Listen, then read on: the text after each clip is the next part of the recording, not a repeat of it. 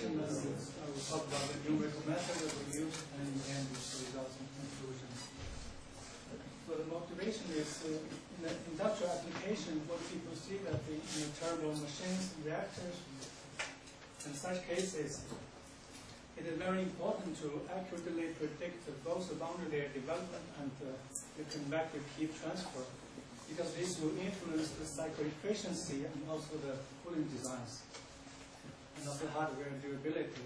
And here is an example of a destroyed turbine blade due to the hot corrosion.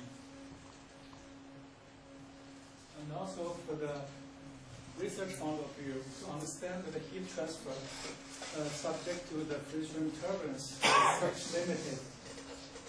And also for the experiments, it's very difficult to measure close to the wall.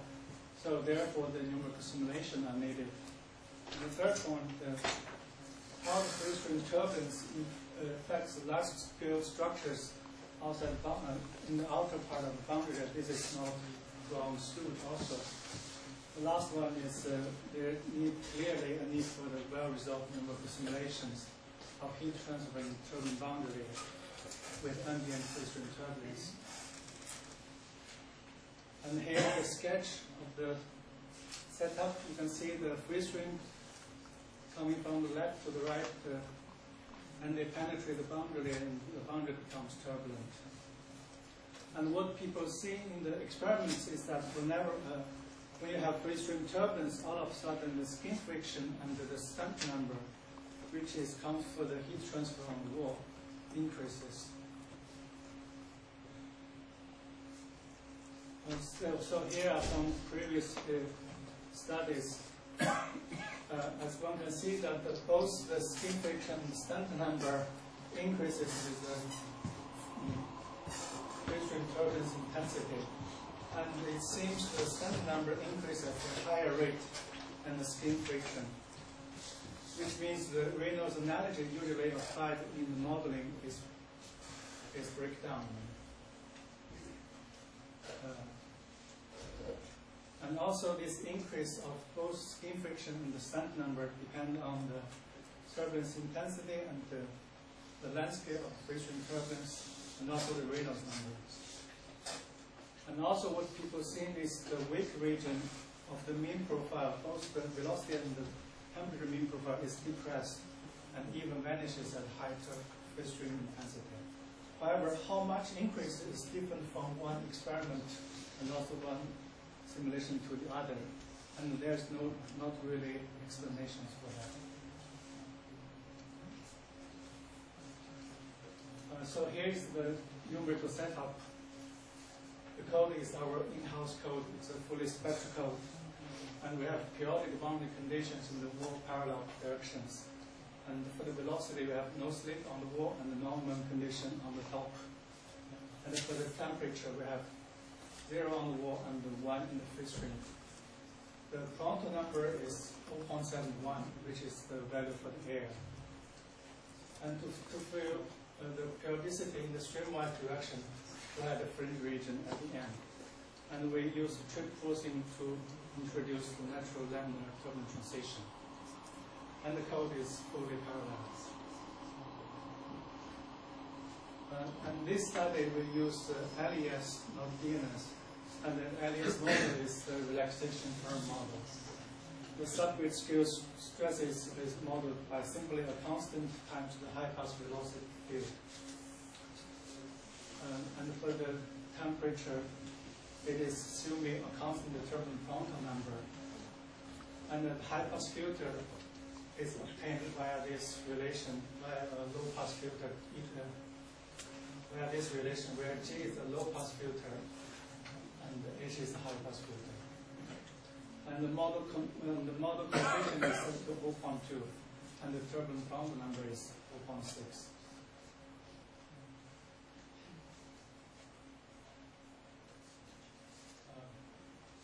And here, I just want to show that when you increase the landscape of free-stream turbulence, one really needs very large boxes.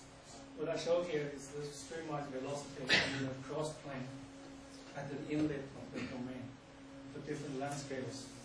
And the number here is the box dimension. And the first one is no free stream turbulence, and this is L equals to 2.5, and this is L equals to 7.5. And the free stream turbulence is a summation of the ensemble. It's a summation of the modes from the ensemble operator. And this method, and a similar method is used by Dagan before. And the generated free stream turbulence is homogeneous and isotropic. Here I also include the computational box used previously for L being 5. Here is the main parameter. We have 4 boxes. The last one is a DNS box to just validate. The first one, the cross plane is 90 times 90, and the 100 times 180. And the third one is 180 times 240. And for different boxes, we use different length scales to examine the effects of the box length. And the grid spacing is approximately 60 in the streamwise direction and 16 in the spanwise direction in plus units. And we have 2 points below 1 plus equals 0 and 8 points below 1 plus equals 10. So here is the validation of the LES results for the no free stream case. The RE data is around 800.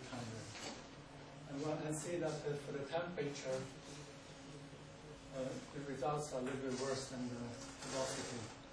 However, for the stresses and the heat fluxes, they are fairly good. And the circles are from the DNS and the lines from the LES. Now we show the influence of the free stream turbulence. We start with no free stream turbulence. So now it's the free stream turbulence is 4.7 at the inlet, and the length scale is 2.5. So due to a very small length scale, it decay fast. So you don't really see a difference. As we have higher turbulence intensity, however, still since we have very small length scale, so at the downstream in the fully turbulent region, we don't see a difference. When we increase the length to 7.5, however, we keep the inlet turbulent intensity to 4.7. Now we see a little bit different. Now the free stream turbulence they decay slower. However, since you have only 4.7 in the inlet, at the downstream end, there is not too much left. The last case is 20% at the inlet and the 7.5. Now you clearly see a difference, an increase of both skin friction and the sampling. How much is the turbulence compared to the free stream at 300? I think this point is around 4% something.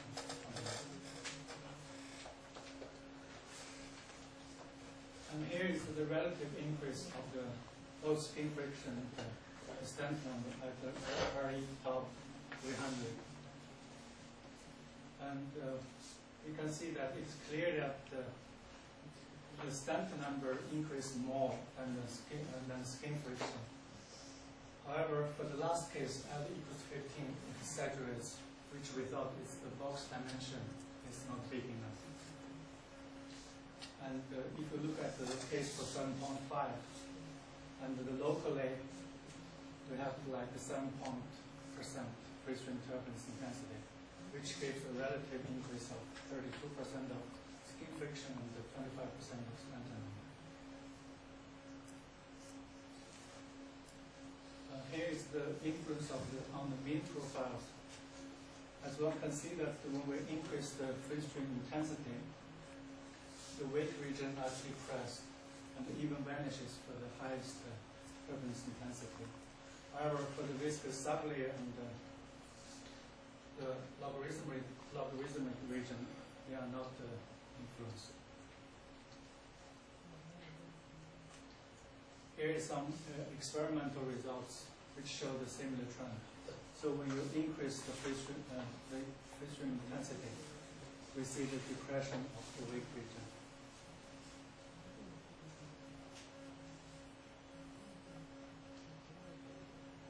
Well, if you look at the shear stress and the one-normal heat flux, we see the same. In the near region, there is not too much influence. However, only we saw differences in the outer region. However, different results are reported by the French group, where they saw that even in the near region, you see a clearly increase with the free stream turbulence intensity.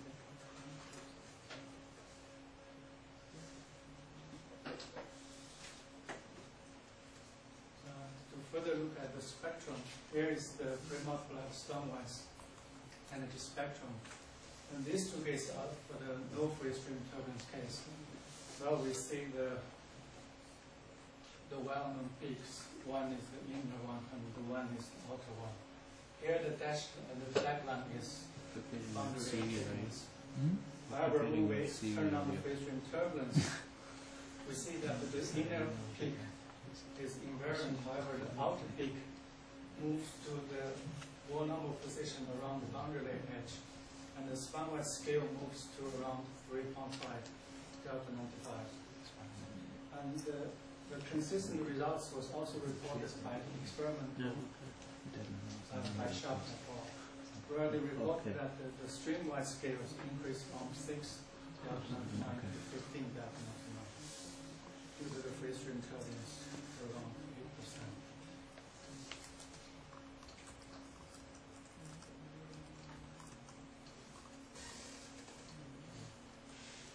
Okay, so here's the conclusion. How much time? If you can, I need to some time. Because I have some other. Yes. They don't want they forbid me to allow you to continue. This is the position of the organizers. But I mean, you can take a couple of minutes. So, okay, I mean, the important thing is that we saw that those skin weakness are increasing due to the free stream turbulence, which means the Reynolds analogy factor is also growing with the free stream turbulence. And we see that this increase is due to the footprint of the large-scale motions near the boundary layer edge. And also, the depression of the wake region is associated with the lower intermittency due to the free stream turbulence. And in future, the DNS will be performed on this case, and the more detailed and quantitative analysis will be done. And particularly, we will compare to the results without at high Reynolds number simulations without free stream turbulence. Okay, here I will just also show you some other preliminary results about the comparison between the turbulent boundary layer and the channel flow for heat transfer. This is a collaboration with some Japanese group and also KPH group.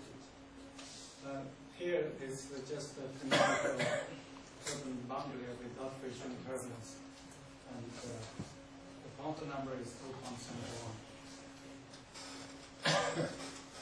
I will start with the turbulent Poynter number, which is usually assumed to be constant in the model. The turbulent Poynter number is defined by the ratio between the turbulent eddy viscosity over the turbulent eddy diffusivity. And one can see that here they start from around 1 and the feature peak around the white class around 50. However, in the outer region, we see that for the boundary layer case, there is a plateau. However, for the channel flow, they just decrease. Here is a formula proposed by Abian and Tomier for the behavior of the turbulent boundary number. Here is a blow up for the in the inner scaling, we see that, as I said, all the values start at the around 1.1 at the wall, and another peak at the y plus 50, and then they decrease. Another candidate is the time scale ratio, which is defined by the where k is the kinetic energy and k theta is the scalar variance, but epsilon is the dissipation of the kinetic energy, and the epsilon theta is the dissipation of the scalar variance. And you can see that for the channel flow in the center, it is more or less a constant. However, again, for the boundary layers, it increases in the outer region, which means that there is a better similarity in the boundary layer than in the channel. Okay, that's all. Thank you.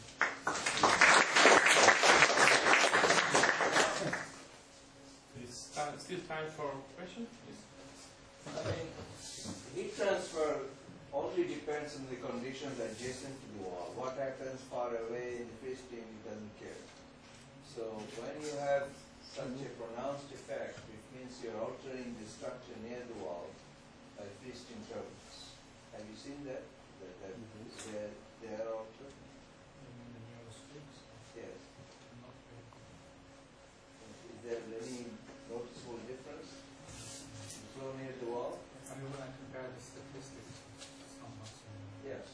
I mean, I saw a little bit increase for the URMS and KRMS, but this I think is due to the outer scale which modulates the But the heat transfer is only dependent on the mean temperature gradient at the wall. At the wall, yeah. So if the structure is not changed, this is not clear to me why it should affect. Why not? I mean, you are bringing the Structure is irrelevant. high temperature fluid from a hole near the wall where the structure is reacting to itself. You can do with it whatever you want.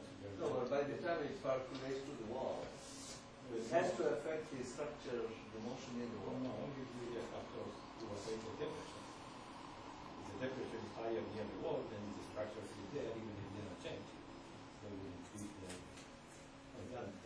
And what happened no is, idea. since the outer structure is totally changed, and this has as also you said, is able to modulate the renewable somehow.